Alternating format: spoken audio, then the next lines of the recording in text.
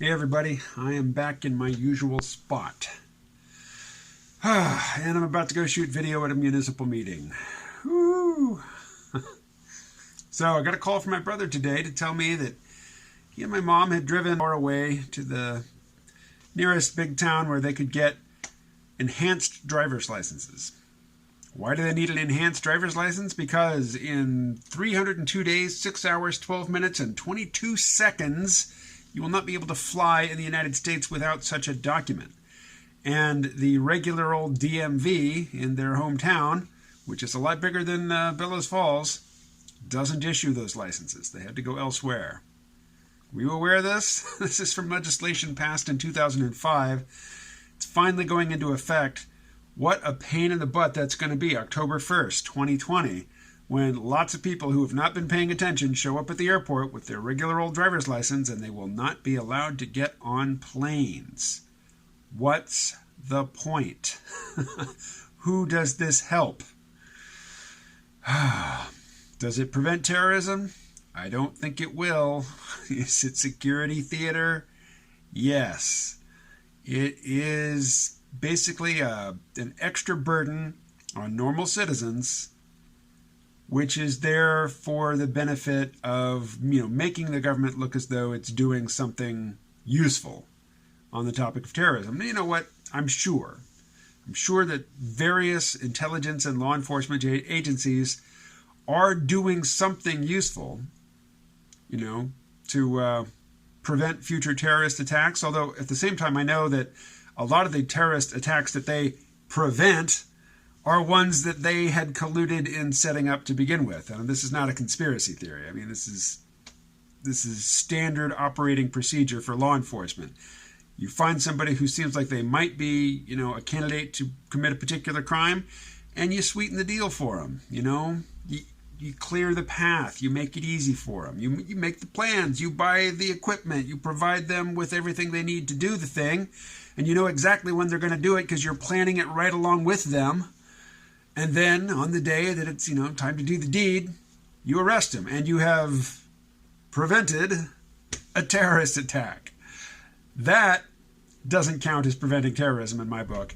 But I'm sure that's not 100% of anti-terrorist law enforcement efforts. Although, I realized a couple days ago, I said in the video, I'm not particularly interested in comparing or in criticizing the United States. I'm not interested in criticizing the United States as this amorphous abstraction, particularly in comparison to, something that doesn't exist, which is to say a country with the same power and global reach as the United States that behaves better than the United States, because there is no such entity. But here, what I'm criticizing is a particular policy and a particular practice by a part, of the U.S. government, or in some cases, local municipal governments. So I'm trying to be specific here. For example, when I'm being conscientious about it, I try not to criticize China.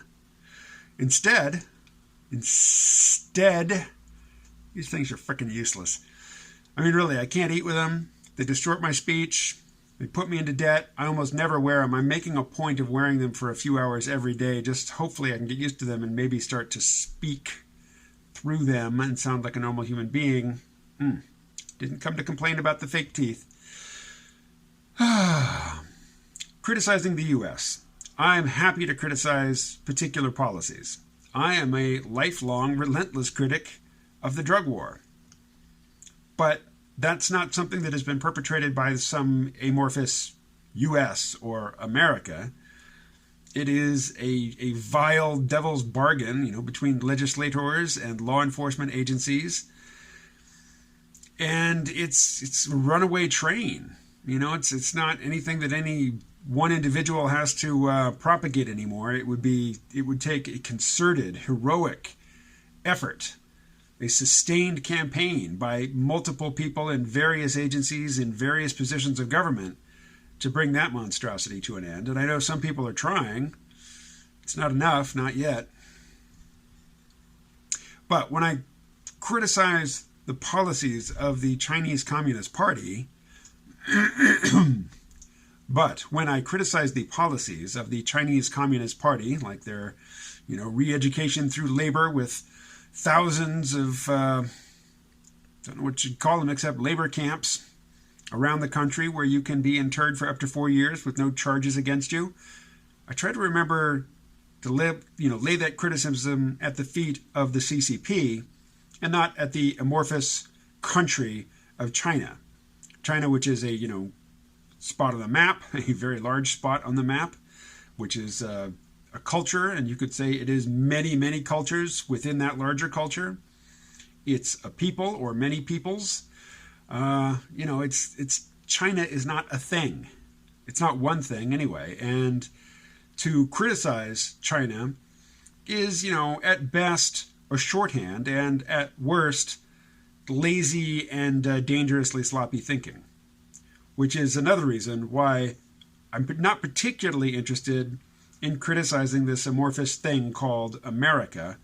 But I do have criticisms and a wish list for